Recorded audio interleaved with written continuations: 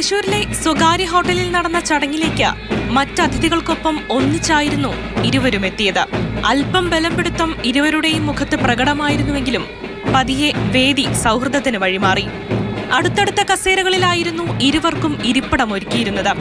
Vice chancellor B Ashok ഇരുവരെയും ചടങ്ങിലേക്ക് സ്വാഗതം ചെയ്തപ്പോൾ രണ്ടുപേരും പരസ്പരം കൈയടിച്ചു.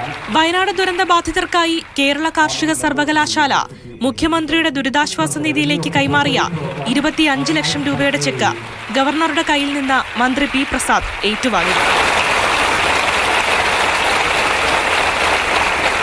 അധ്യക്ഷ പ്രസംഗം അവസാനിപ്പിച്ച് മടങ്ങിയെത്തിയ പി പ്രസാദിനോട് ഗവർണർ ആർലേക്കറുടെ കുശലാന്വേഷണം. തിലധാര എന്ന എള്ളിനെ കുറിച്ചാണ് അദ്ദേഹത്തോടൊന്ന് പറയുകയായിരുന്നു. ഓണാട്ടുകരയ്ക്ക് ഏറ്റവും കൂടുതൽ പ്രത്യേകതയുള്ള ഒന്നാണ് നമ്മുടെ എള്ളിനം. അത് വലിയ ഔഷധ ഗുണമുള്ള ഒന്നാണ്. അതിന്റെ എണ്ണയെക്കുറിച്ചാണ് അദ്ദേഹത്തോട് വിശദീകരിക്കുന്നതായിരുന്നു. ഉന്നത വിജയം നേടിയ വിദ്യാർത്ഥികൾക്കുള്ള മെഡൽ ദാന ചടങ്ങിൽ ഗവർണർ മന്ത്രിയെ മെഡൽ നൽകാൻ ക്ഷണിച്ചു.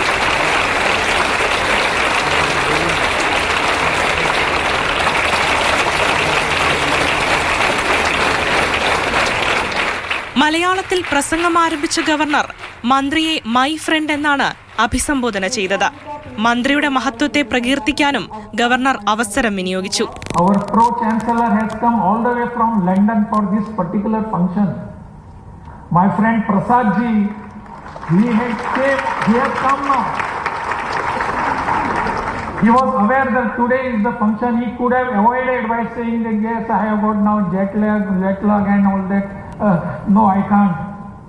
But he has given importance to your achievements. സ്വാഭാവിക കാർഷിക രീതി പ്രോത്സാഹിപ്പിക്കാൻ വേണ്ട നടപടികൾ സ്വീകരിക്കണമെന്ന അഭ്യർത്ഥനയും ഗവർണർ വേദിയിൽ മന്ത്രിയോട് നടത്തി. എന്നാൽ ഔദ്യോഗിക പരിപാടികളിൽ ഉത്തരവാദിത്തപ്പെട്ട സ്ഥാനത്തിരിക്കുന്നവർ ഭരണഘടന അനുവദിക്കുന്ന കാര്യങ്ങൾ ചെയ്യണമെന്ന നിലപാട് മന്ത്രി ആവർത്തിച്ചു. അതേസമയം ചടങ്ങിൽ പങ്കെടുക്കാനെത്തിയ ഗവർണർക്ക് നേരെ തൃശൂർ അയ്യന്തോളിൽ SFI പ്രവർത്തകർ ഭരണഘടനയുടെ ആമുഖം ഉയർത്തിപ്പിടിച്ച് പ്രതിഷേധിച്ചു. മാതൃഭൂമി ന്യൂസ്, തൃശൂർ.